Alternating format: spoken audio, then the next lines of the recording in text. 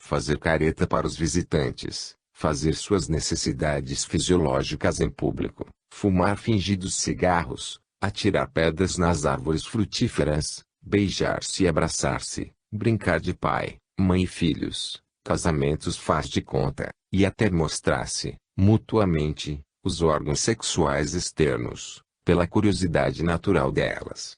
No entanto, toda essa curiosidade a estimular o desenvolvimento mental é virtude na criança, porém, será reprovável ao ser praticado por adultos, gerando maus resultados.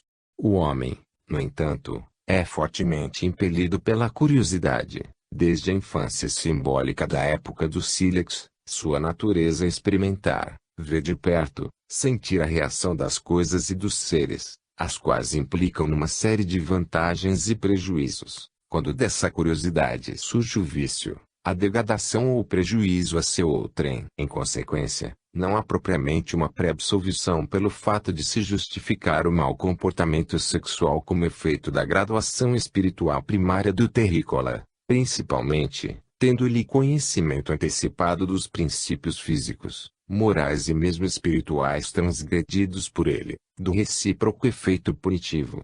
Qualquer pessoa impudica sabe ser contrária às leis, desviar, na vida já difícil, a empregadinha lutando pela sobrevivência, uma vez que tal ente, através de sua capacidade mental e discernimento, reconhece que a mulher que pretende explorar na satisfação de sua lubricidade representa, também, a imagem de sua irmã, mãe, futura esposa e prováveis filhas. Evidentemente, não pretendamos sugerir qualquer tipo de atividade e relações num regime de inconsciência e pecaminoso, mas, também, não queremos apontar normas rigorosas, proclamando um artificialismo e virtudes artificiais para um mundo de vivência e aprendizado espiritual primário como é a Terra. Seria absurdo exigirmos de crianças, em seus folguedos, disciplina rígida de um quartel. Tudo é lembrado, de nossa parte, no sentido da melhor compreensão entre os homens e o maior entendimento dos valores que levam mais breve aventura imortal.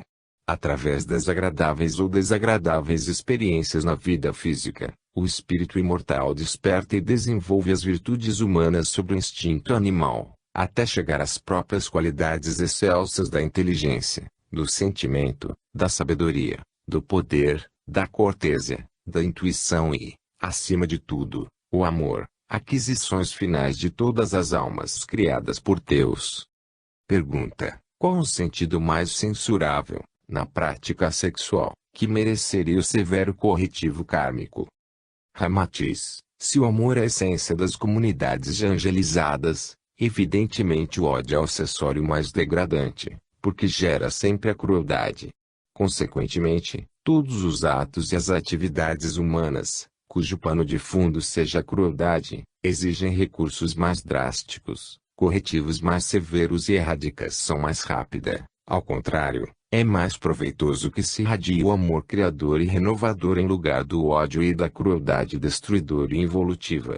Sob o império da lei do amor, fundamento da criação, existe o combate ao ódio, fundamento da destruição.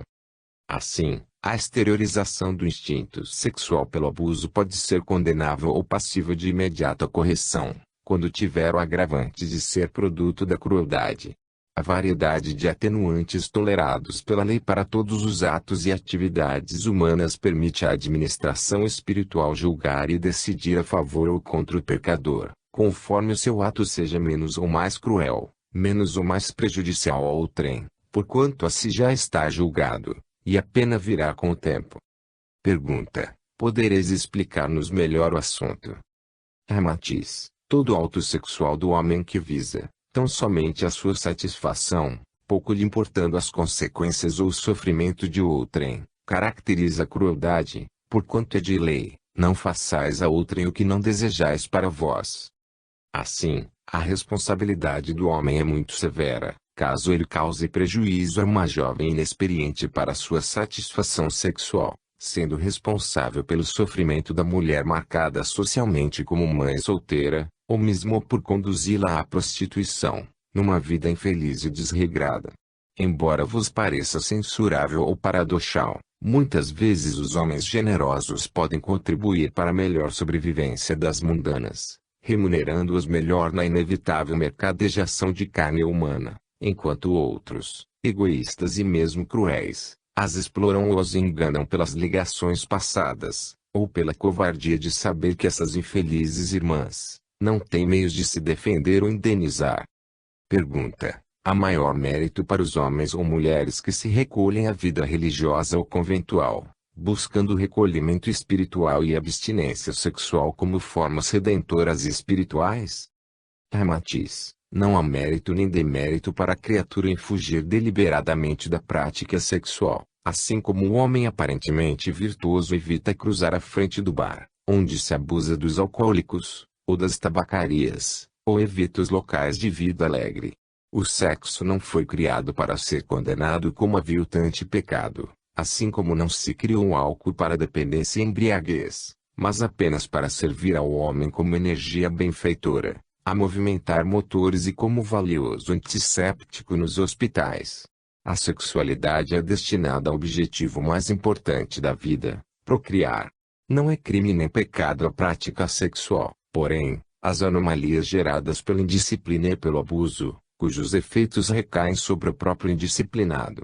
Nenhuma aberração ou aviltamento no mundo ofende a Deus, porque Ele está acima do bom ou do mau efeito de qualquer criatura, uma vez que a lei é clara e simples. Em qualquer pecado sofre tão somente o pecador.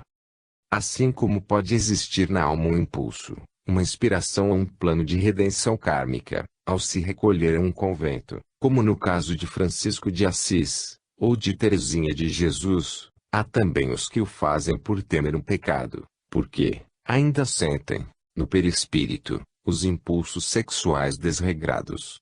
Quando o enclausuramento não se dá por um sentimento de absoluta renúncia, todo fujão da vida profana é um pusilânime, procurando salvar vidas em seu barco corporal naufragando. O egoísta cuida apenas de sua salvação. Se os conventos, as igrejas e os demais tipos de manifestações religiosas, entre todos os povos, onde se exige o celibato, fossem um celeiro de almas puras e iniciadas, o mundo terreno seria um paraíso. No entanto, a história religiosa comprova as crueldades, as vinganças, os martírios, as cruzadas, as inquisições, os empalamentos e os enterrados vivos no Oriente, praticados pelos clérigos de todas as seitas. Bem melhor seria todos terem praticado menos crimes, tendo ferido menos vezes a lei do amor para a vida imortal. Ademais, muitos fatigados da especulação humana e, ao mesmo tempo, desejando reunir o útil ao agradável, recolhem-se à vida monástica e celibatária, vicejando a sombra de uma instituição conventual, e sob os nossos olhos espirituais, aviltam o sexo na calada da noite em fuga para o meretrício, ou aproveitam a condição na sociedade e desrespeitam mulheres e crianças sob sua guarda pastoral. Pergunta: há alguma razão ou justificação para o velho costume do Oriente de os sultões possuírem haréns com dezenas de mulheres e, alguns, com centenas de filhos? Não seria isso um abuso da prática sexual? Ramatiz: nas adjacências do planeta Terra, em zonas astralinas de convergência para a superfície física, existem mais de 10 bilhões de espíritos desencarnados e com problemas aflitivos, ansiosos para conseguir um organismo carnal e assim apagar, ou pelo menos atenuar, as lembranças dolorosas de seus desacertos e indisciplinas espirituais anteriores. Em consequência, um organismo carnal é a mais preciosa dádiva que se lhes oferece, como um meio para transitar no mundo físico, a fim de não só reparar faltas pretéritas, como ainda aumentar o índice de consciência sob um novo aprendizado terrícola. Nessa espera, desde almas cujas culpas são bem mais leves e, por isso, não sofrem tanta angústia pela expectativa de sua materialização terrena, até, em maior porcentagem, espíritos cujo desespero os leva a aceitar qualquer tipo de organismo carnal, em qualquer latitude geográfica, numa descendência aristocrática ou marginalizada, rica ou pobre, sadia ou enferma, culta ou inculta.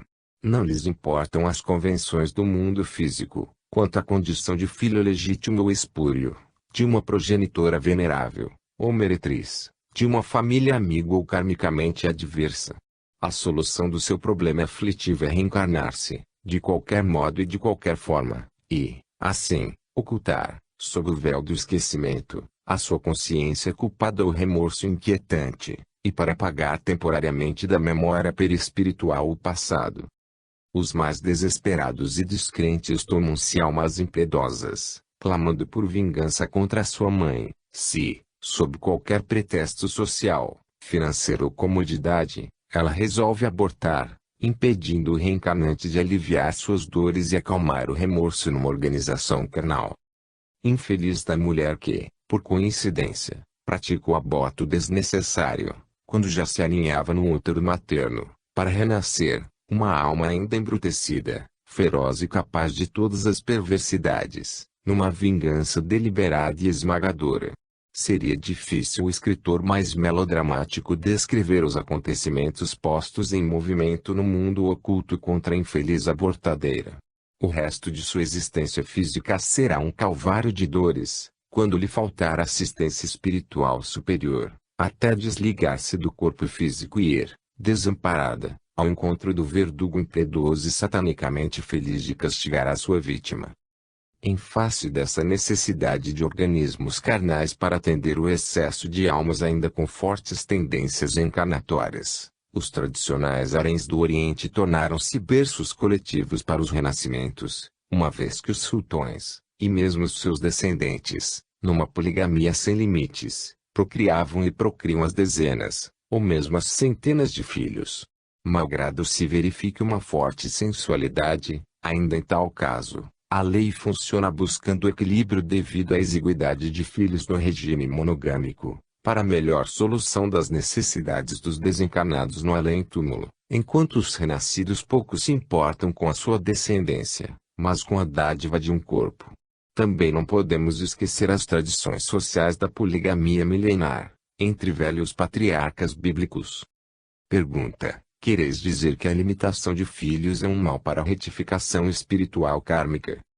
Ramatiz, em obra anterior, já expusemos detalhadamente esse problema e, apenas ventilamos, resumidamente, ser a procriação dirigida e controlada não um crime doloso, porém exercício do livre-arbítrio humano.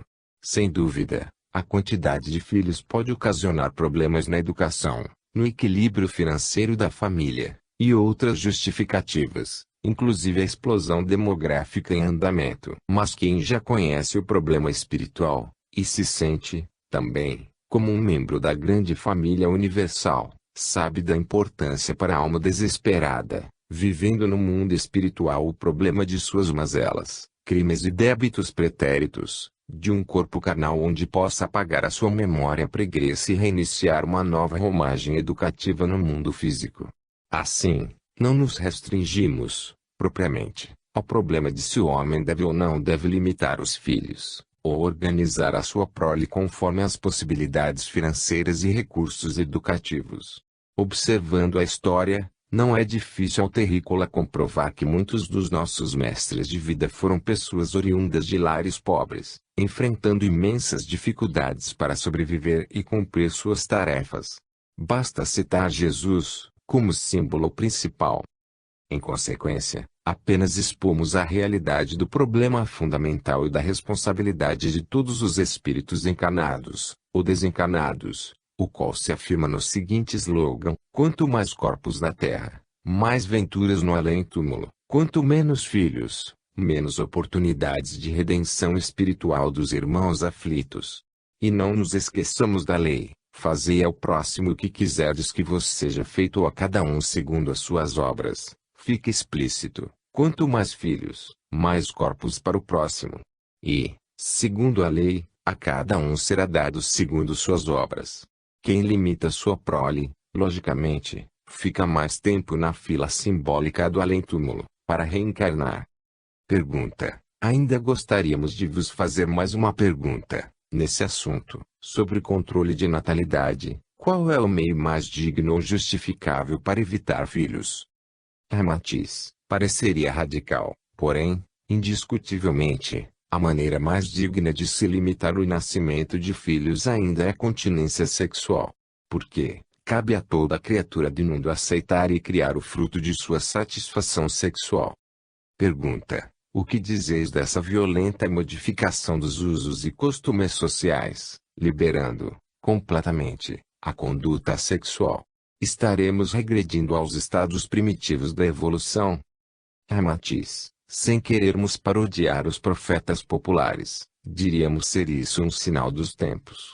Não nos alongaremos no tema ventilado, porque, em diversas obras, tratamos do assunto profético de tempos chegados, juízo final e besta do Apocalipse.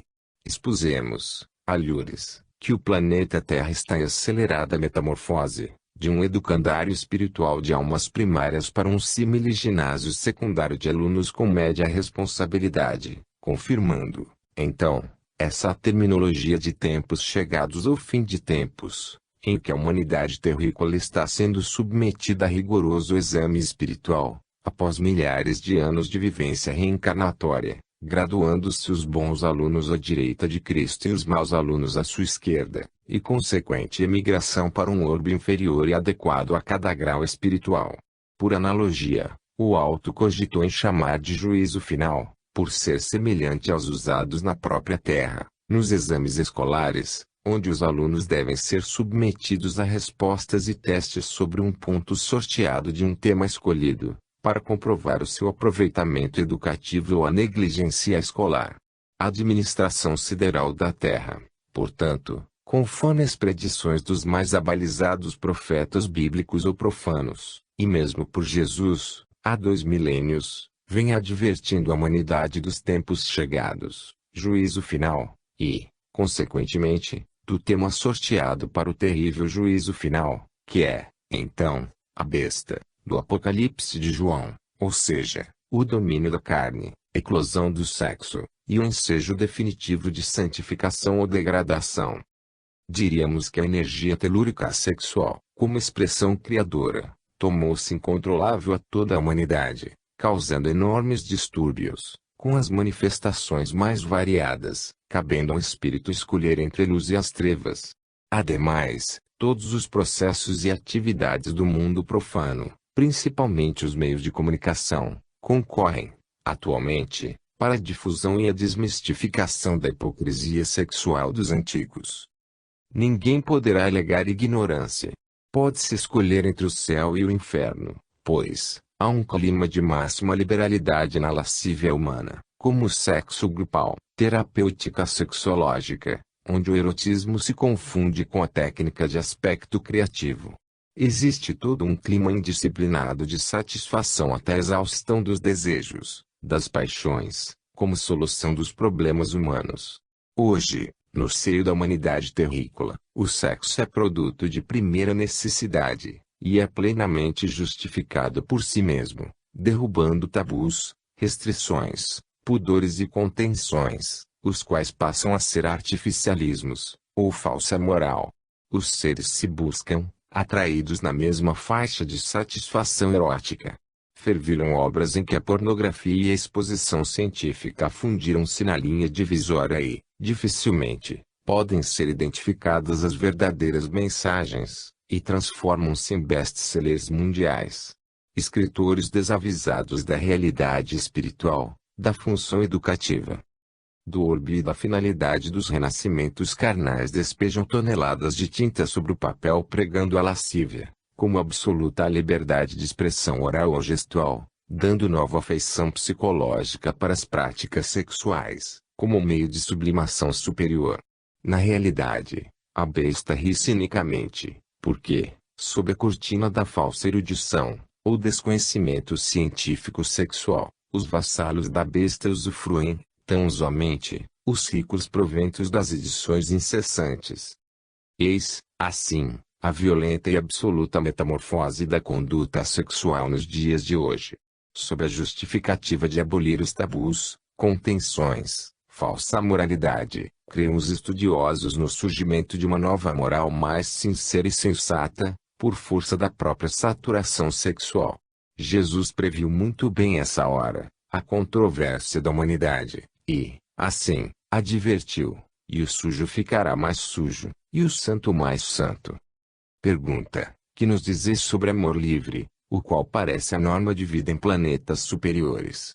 Vide Marte. Matiz. Não vemos razões lógicas para comprovar ser a satisfação genésica promovida à guisa de afinidade na busca masculina e feminina, como se faz na gravidade entre os astros, coesão entre as substâncias e o próprio amor entre os homens. A simples conjunção carnal não é prova de afeição, mas, apenas, uma transitória satisfação, dispensando qualquer dever ou responsabilidade recíproca. Nas relações sexuais fundamentalmente procriativas, já deve existir o planejamento da responsabilidade mútua com referência ao futuro, porquanto, a Terra não é simples palco de diversões ou troca de sensações sem motivos superiores. O homem terrícola ainda não se encontra satisfatoriamente imbuído dos compromissos do amor livre, porquanto, no campo dos interesses humanos, tanto o homem como a mulher agem separadamente no tocantes aos seus interesses pessoais e, bem pouco, no sentido da afeição e fidelidade mútua. Disso poderia resultar a licenciosidade e devassidão, numa simples troca sensual e de experimento erótico, pela variedade e falta de um nexo afetivo. Sob qualquer condição, não é a relação sexual que deve predominar como motivo responsável pela união entre o homem e a mulher, mas, acima de tudo, o vínculo do amor, da afeição, da amizade e, depois, a satisfação decorrente da ação normal das leis da natureza. Pergunta: mas, eliminando o vínculo do matrimônio legalizado pelas leis humanas, não há casos em que os cônjuges estão absolutamente separados em espírito, havendo, tão somente, o prazer das relações sexuais? Não seria isso uma espécie de amor livre? Atis. Referimos-nos ao amor livre como um costume generalizado para atender, tão somente, o impulso genésico, porquanto, sob o liame matrimonial, malgrado estejam separados os espíritos e a convivência seja apenas pela união corporal, ainda permanecem as exigências dos deveres mútuos e a fidelidade, que, traída, seria adultério. As leis do casamento monogâmico, na Terra, foram devidamente cogitadas por espíritos com inúmeras experimentações na matéria, a fim de assegurar, tanto quanto possível, aos cônjuges a mútua responsabilidade para a segurança do lar e da família. É no ambiente protetor da família, que o respeito e a fidelidade conjugal se tornam os tijolos do edifício de segurança da sociedade. Assim, quando os cônjuges se desajustam e partem para aventuras menos dignas, não é isso amor livre, mas uma incorreção e prática censurável, porquanto, traíram os princípios aceitos de sã consciência, na hora de casar. É desrespeito ao juramento, a quebra da fidelidade é sujeita a crítica pelo julgamento social, tal qual o aluno ao gazear a aula, o crente ao desrespeitar os postulados do seu credo, o funcionário negligente com sua firma. No caso do matrimônio, forma-se uma instituição com deveres recíprocos dos cônjuges, em que o amor sexual é condição primacial procriativa, enquanto, no caso do amor livre, vale primeiramente a satisfação sensual e, se possível, depois a afeição espiritual. Pergunta: qual a vossa opinião sobre a poligamia e a monogamia? Qual seria a mais compatível com as leis da natureza? Matiz. É evidente ser objetivo do matrimônio legalizado no mundo estabelecer deveres e direitos entre ambos os esposos, no sentido de que a segurança do lar, para a constituição das famílias, seja o sustentáculo de afeição dos filhos aos pais e dos pais aos filhos. A união conjugal deve ter a garantia afetiva, acima da pura sensualidade. Desse modo, na poligamia, predomina a sensação pura, na qual os parceiros se unem pela emoção erótica, enquanto, na monogamia, deve haver afeição real, despertada e amplificada pela convivência de dois seres.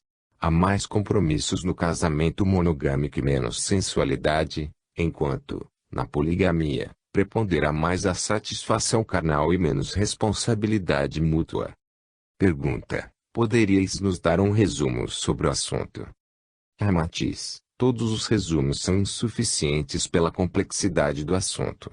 Entretanto, observando a natureza, vemos que as uniões dos seres têm por objetivo a perpetuação das espécies, portanto, procriativa, sendo essa a principal razão do relacionamento sexual. Porém o homem, pelo seu hedonismo, que talvez seja um erro da filogênese, transformou as emoções, os sentimentos, os instintos, em instrumentos do seu prazer e, daí, passaram a fazer parte de sua experiência milenária, que deve retornar à antiga finalidade. Porém, até lá, aceitamo-la como normal, sem os excessos aviltantes, os quais não podemos nem denominar de animais, pois, estes cumprem, com fidelidade, as leis naturais.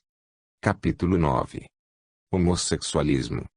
Pergunta: a tendência de buscar uma comunhão afetiva com outra criatura do mesmo sexo, conhecida por homossexualidade, implica em conduta culposa perante as leis espirituais?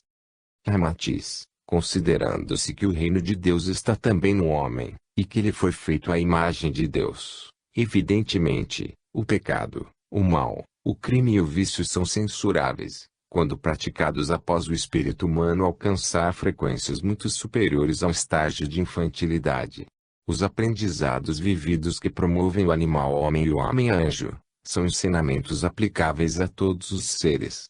A virtude, portanto, é a prática daquilo que beneficia o ser, nos degraus da imensa escala evolutiva. O pecado, a culpa, são justamente o ônus proveniente de a criatura ainda praticar ou cultuar o que já lhe foi lícito usar e serviu para um determinado momento de sua evolução. A homossexualidade, portanto, de modo algum pode ofender as leis espirituais, porquanto, em nada, a atividade humana fere os mestres espirituais, assim como a astutícia do aluno primário não pode causar ressentimentos no professor ciente das atitudes próprias dos alunos imaturos. Pecados e virtudes em nada ofendem ou louvam o Senhor, porém, definem o que é melhor ou pior para o próprio ser, buscando a sua felicidade, ainda que por caminhos intrincados dos mundos materiais, sem estabilidade angélica. A homossexualidade não é uma conduta dolosa perante a moral maior, mas diante da falsa moral humana, porque os legisladores, psicólogos, e mesmo cientistas do mundo, ainda não puderam definir o problema complexo dos motivos da homossexualidade. Entretanto, muitos o consideram mais de ordem moral do que técnica, científica, genética ou endocrina. Pergunta: que dizeis da homossexualidade à luz da doutrina espírita?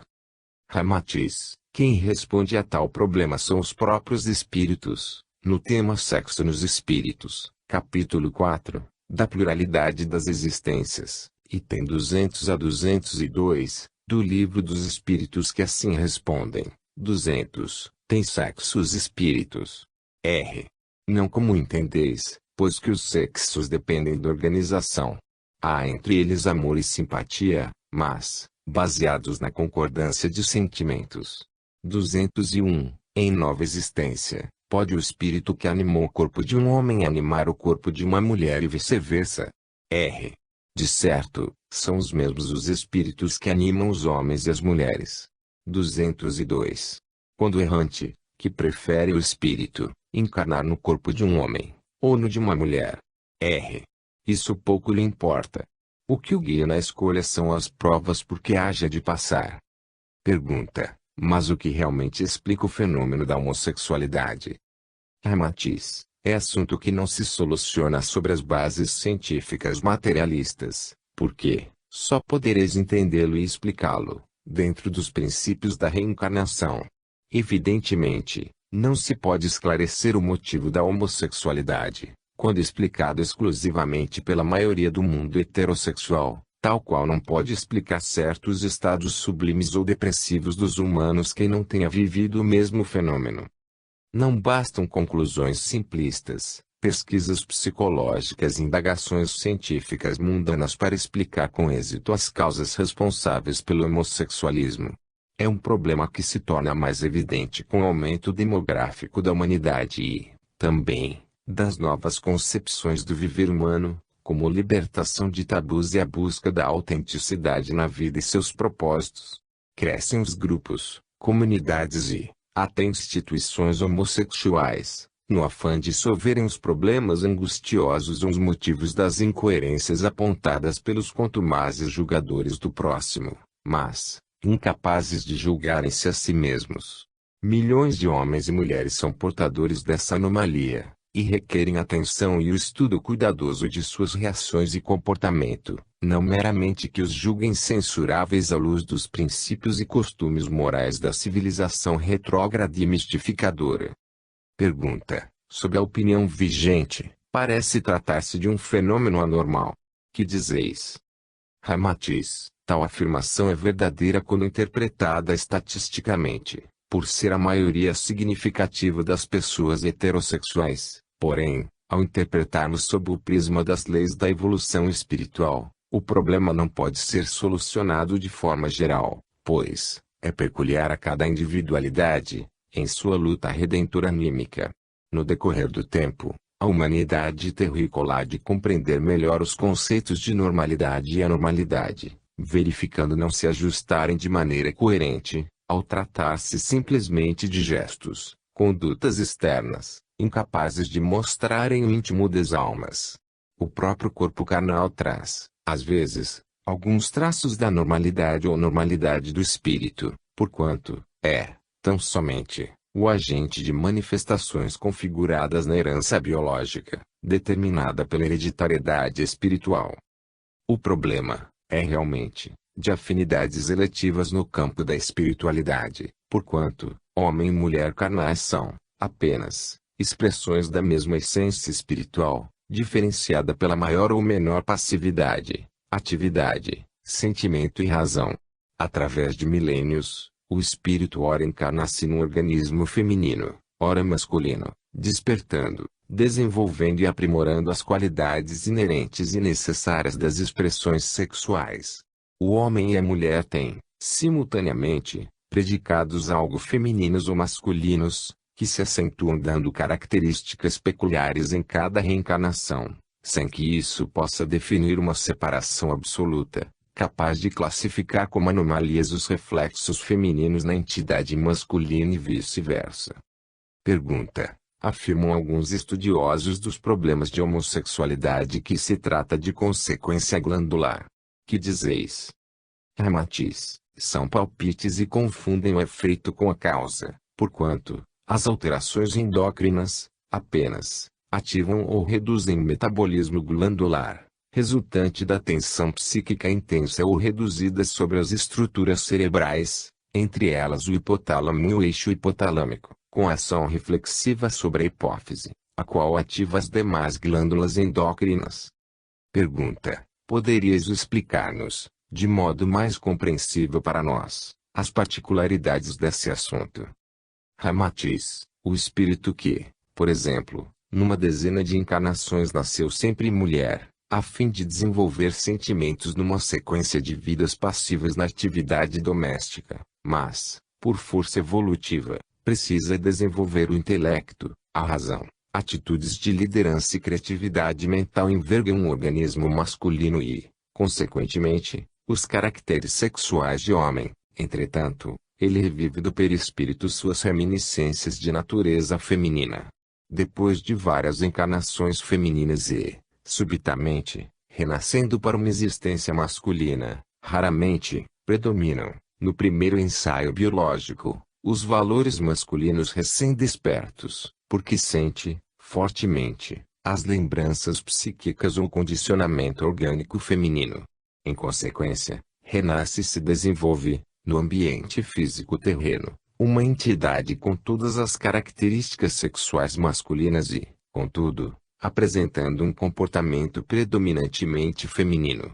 Assim, eclode a luta psicofísica na intimidade do ser, em que os antecedentes femininos conflitam com as características masculinas, ocasionando o conflito dos valores afetivos, que oscilam, indeterminadamente, entre atração feminina ou masculina. É homossexual indefinido quanto à sua afeição, pelas exigências conservadoras e tradicionais da sua comunidade, para a qual ele é um homem anatomo-fisiologicamente, mas, no âmago da alma, tem sentimentos e emoções de mulher, recém-ingressa no casulo orgânico masculino.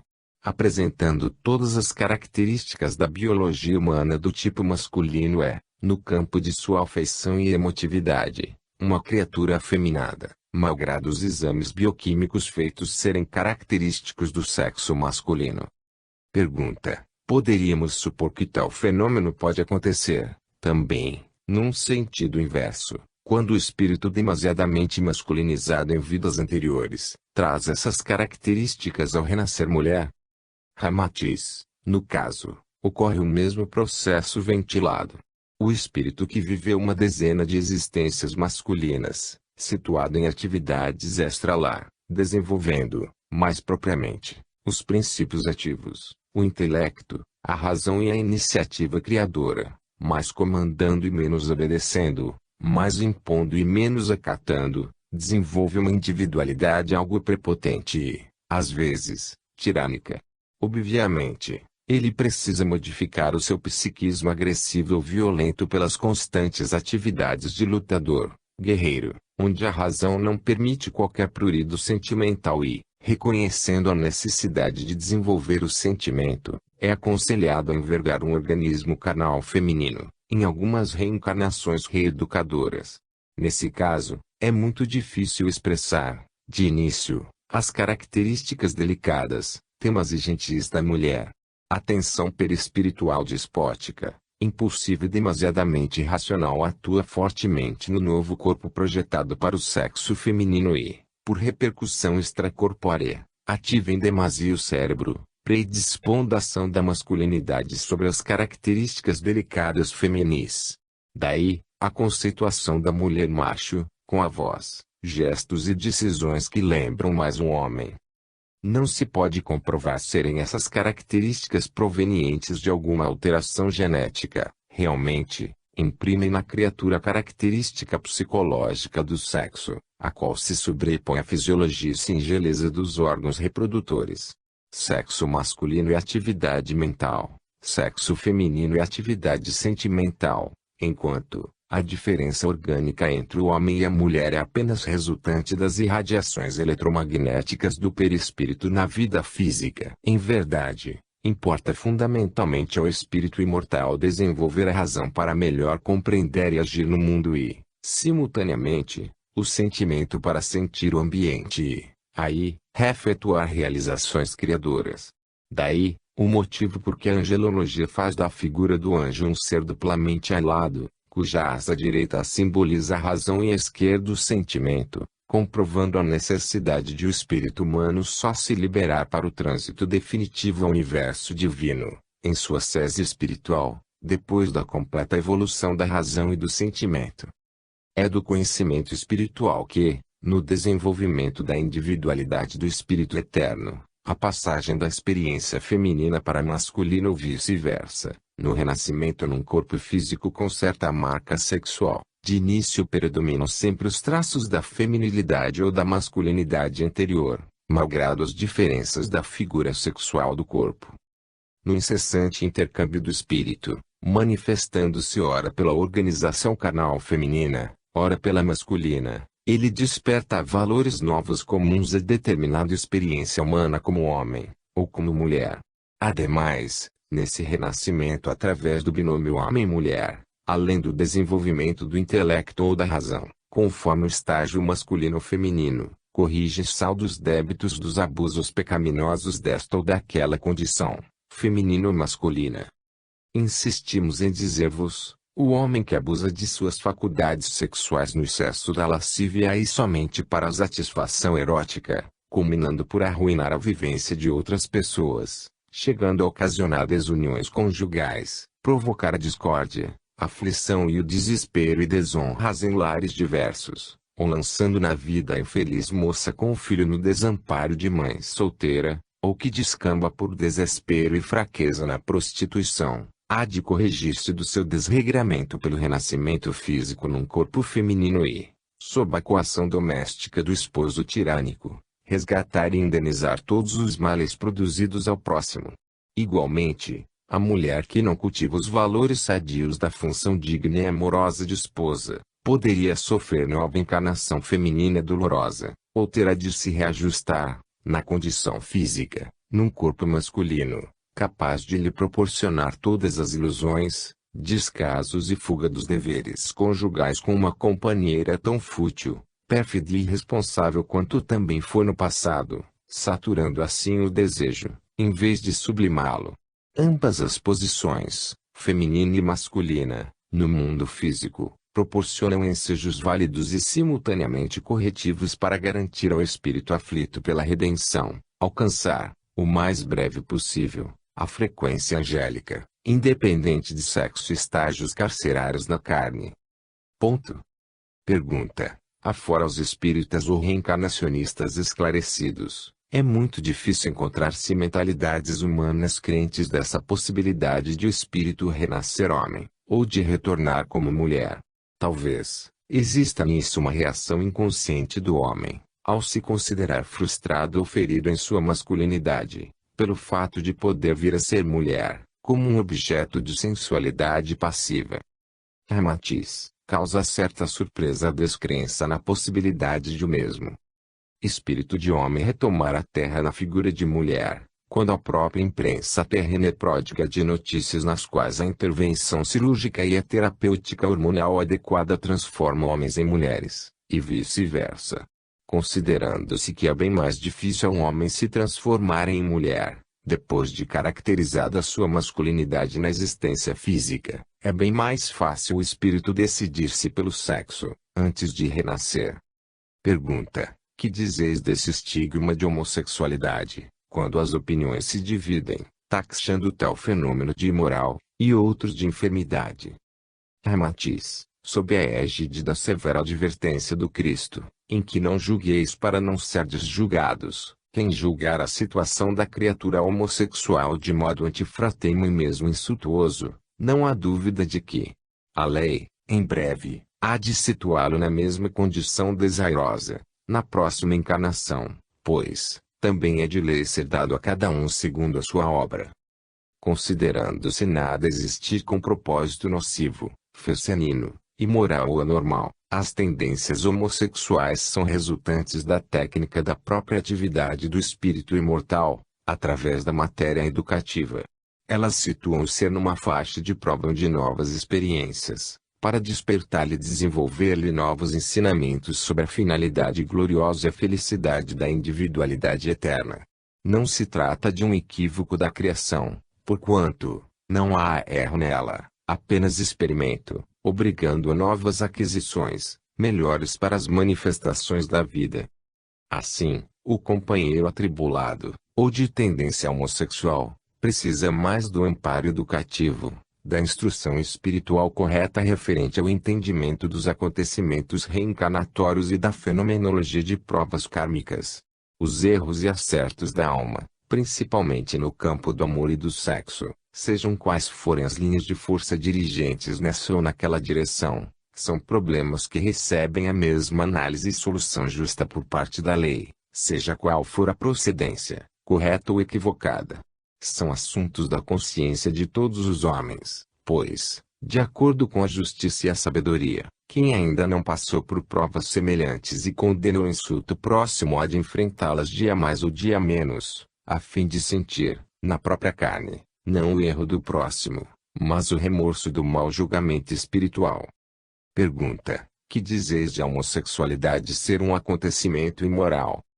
Matiz: é de senso comum ser a moral humana produto das tradições, costumes, preconceitos, convenções sociais, as quais têm por objetivo a segurança, a sobrevivência e a proteção da sociedade. Enfim, parte da ética, que trata dos costumes, dos deveres e do modo de proceder dos homens para com os outros homens, segundo o senso de justiça e de equidade natural. No entanto, se deveres, obrigações e bons costumes definem a boa moral humana, verificamos que, acima da moral transitória e evolutiva das relações entre pessoas, existe a moral eterna, incluindo todos os seres do universo, não apenas um povo, um planeta. Não é difícil observar que a mais avançada ou aparente sadia moral humana pode, muito bem, conflitar com os fundamentos preceituais da verdadeira moral e, consequentemente, nem sempre o que é moral aos homens, em certa cultura, seria em outra etnia e muito menos, para a moral universal. Enquanto a moral humana é um recurso de equilíbrio, sobrevivência pacífica e disciplina entre os cidadãos, tendo por apanágio ou catamento as leis, costumes, preceitos sociais, respeito à propriedade alheia, vivência regrada sem licenciosidade pelos bons hábitos considerados os melhores no momento, a moral universal é fundamentada, exclusivamente, no amor. E moral, portanto, é todo cidadão encarnado que falta com o preceito fundamental da vida espiritual superior, o amor. Se a homossexualidade é imoral, pelos conceitos passageiros da moral humana, também são imorais os cidadãos que julgam seus irmãos, incorrendo culposamente na falta de amor. Pergunta: há fundamento em que a homossexualidade é mais propriamente fruto de enfermidade psíquica? Matiz: considerando-se ser o amor saúde espiritual e o ódio enfermidade, toda transgressão da lei do amor pode ser enquadrada na terminologia patológica, ora de menos ou de mais gravidade, neste ou naquele setor. Embora saibamos ser a doença fruto fundamental do desequilíbrio físico, ou psíquico, ou de ambos, de qualquer forma, a enfermidade sempre decorre da negligência espiritual do homem para com as leis superiores no campo da virtude e do vício. Assim, tanto pode ser apontada por enfermidade a tendência homossexual quanto a hipocrisia, a maledicência, a avareza, a inveja, a luxúria, a ira, a preguiça e a própria gula, assim classificadas pela espiritualidade. Em consequência, o problema da homossexualidade não é quanto à sua classificação legal ou científica, mas o de amparo afetuoso por todos, que se julgam sádios na sua heterossexualidade. Pergunta: e quanto a se enquadrar o homossexualismo na categoria de perversão?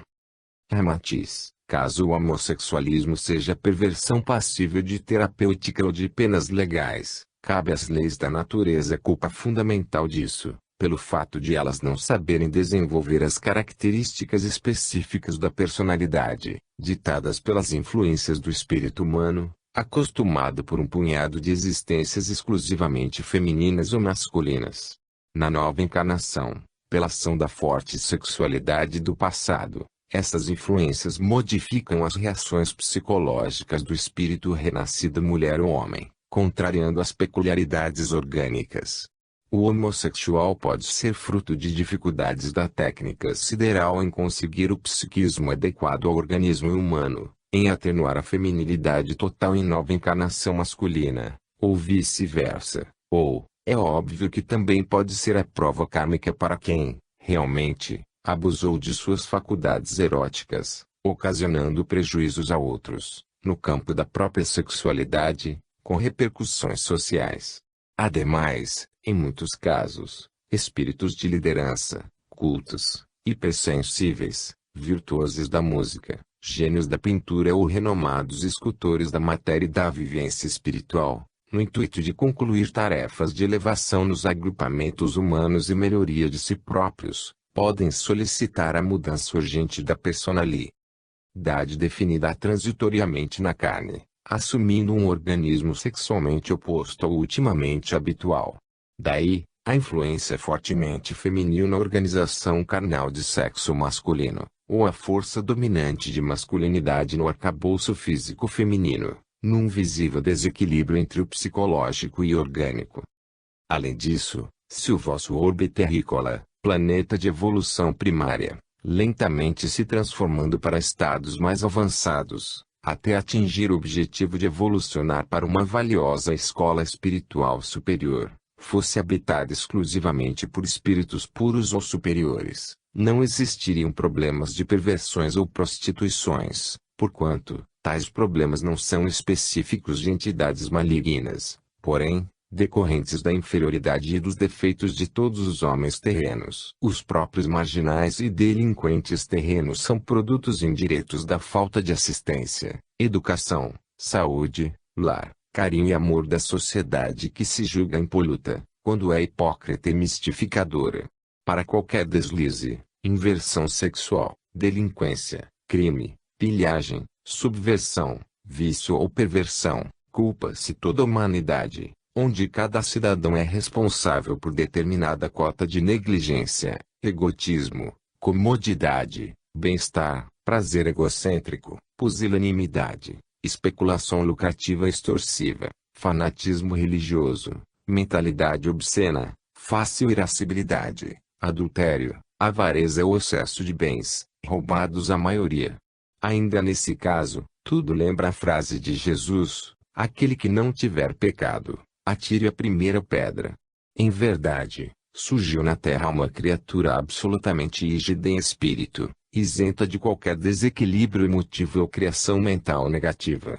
Ele era harmônico e sádio quanto às suas emoções, justo e absolutamente amoroso em suas ações, irradiando bondade, perdão e amor e, acima de tudo, sem qualquer sombra de perversão ou prostituição, pelo seu caráter ilibado e conduta honesta.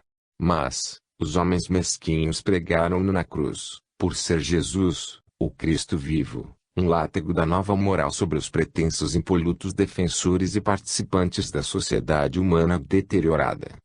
Mesmo assim, traído, insultado, zombado, ferido e crucificado, ele estendeu seu majestoso e sublime olhar à multidão acicatada pelas paixões inferiores e sua voz vibrou amorosamente para toda a eternidade: Pai, perdoai-os, porque eles não sabem o que fazem. Pergunta: sob vossa opinião, é sempre censurável o fato de alguém condenar homossexuais?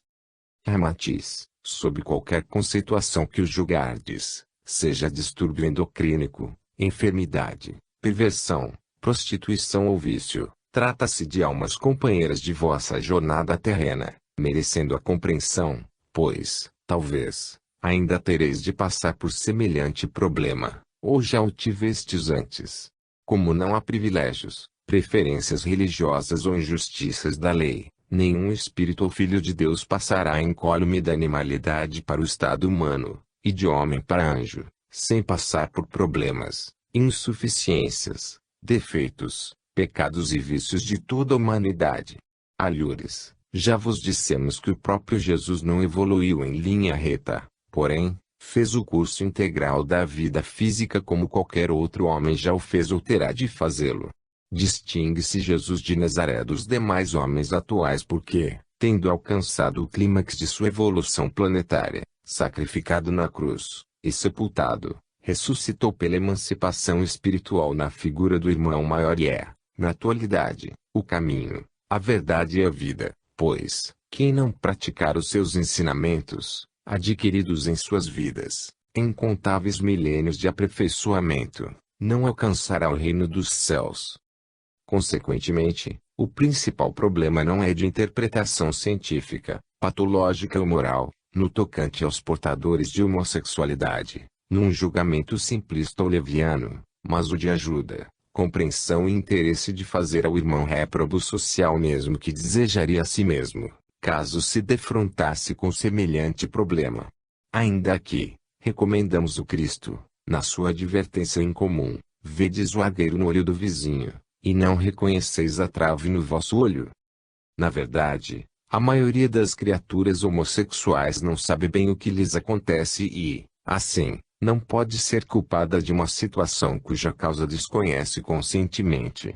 Daí, a necessidade de ajuda por outros que podem examinar, analisar e concluir de modo mais exato quanto às providências favoráveis ou, pelo menos, maior compreensão e tolerância. O homossexual, em geral, é uma alma confusa, sujeita a impulsos ocultos, não tendo a percepção das causas ou dos motivos que o levam à erotização pelo mesmo sexo. É de conceito comum, mesmo entre as pessoas sem conhecimento psicológico, ser o sexo uma força poderosa e atuante no ser humano, capaz de conduzi-lo às piores perversões, delinquência e até crimes, pela satisfação animal imediata. O desejo sexual pode cegar o homem mais culto, mais sábio e mesmo líder religioso, o sacerdote impoluto, pois, a história pródiga de exemplos de mentalidades de poderosa criatividade deixarem-se dominar por ele e rebaixarem-se, até degradarem-se por uma paixão incomum, pela avidez da satisfação sexual. Entretanto, É doloroso notar serem tais desregramentos sexuais mais frequentes entre as criaturas heterossexuais, ou seja, as que são julgadas normais e sadias. Portanto, como julgar a manifestação dessa energia poderosa canalizada para o homossexualismo, gerando contradições inexplicáveis? Logo, a mais correta e louvável atitude espiritual ainda é ajudar e não julgar as almas estigmatizadas socialmente pelos desvios da sexualidade. Pergunta: considerando-se terem os heterossexuais uma opinião formada dos homossexuais, pelo direito peculiar às criaturas humanas de pensar, qual deveria ser a opinião deles a esse respeito? Ramatiz: embora considerando existirem, realmente, homossexuais cuja alma de mau caráter os leva a uma perversão na prática sexual, alguns de repulsivo cinismo e ostensivamente obscenos, a maioria dos homossexuais, geralmente, é de almas afetivas e gentis, espíritos simpáticos à arte, à música e à literatura romântica, porque dispõe de grande capacidade artística e estética, eletivos à harmonia, dotados de forte amor humano, quase sempre buscando realizações filantrópicas e serviços de benefício ao próximo e humanidade. Os homossexuais masculinos trazem a sensibilidade feminina, de gentileza, candor e afetividade, e as mulheres, traços de masculinidade, às vezes, o despotismo, a agressividade, a rigidez e o gosto por trabalhos e esportes mais próprios do homem. Aliás, as estatísticas do mundo demonstram que o índice de criminalidade entre os homossexuais é muito reduzido, talvez, porque são mais tolerantes e pouco inclinados à violência física, afora alguns casos excepcionais, quando há violência e conflitos, comuns também entre os heterossexuais. O mundo dos homossexuais é algo tranquilo, e sua maior conturbação é resultado das frustrações de relacionamento humano. Mas o homossexual não pode ser considerado um delinquente, um excluído social, porque exerce um trabalho, é capaz de amar, de servir, integrando-se à comunidade. Sem dúvida, há espanto, preconceito e opróbrio por parte dos heterossexuais, ante a sua impossibilidade de compreender a capacidade ou a desventura de uma pessoa amar outra do seu próprio sexo. No entanto, aqueles que entendem e reconhecem as minúcias do mecanismo e da motivação reencarnatória entendem, facilmente, que o afeto espiritual transcende as transitórias formas das personalidades físicas, embora o acontecimento incomum de um ser amar outro do mesmo sexo possa provocar estranheza e até repugnância. Pergunta: se vos fosse razoável emitir uma conceituação generalizada sobre a diferença da criatura homossexual e heterossexual, qual seria a vossa conclusão? Ramatiz: demonstramos serem as diferenças da atividade sexual resultado das necessidades reencarnatórias de cada espírito e, portanto, não nos cabe criticar, estigmatizar, porém, simplesmente, tolerar, ajudar e ver, em cada pessoa, um irmão, o que realmente somos diante da natureza.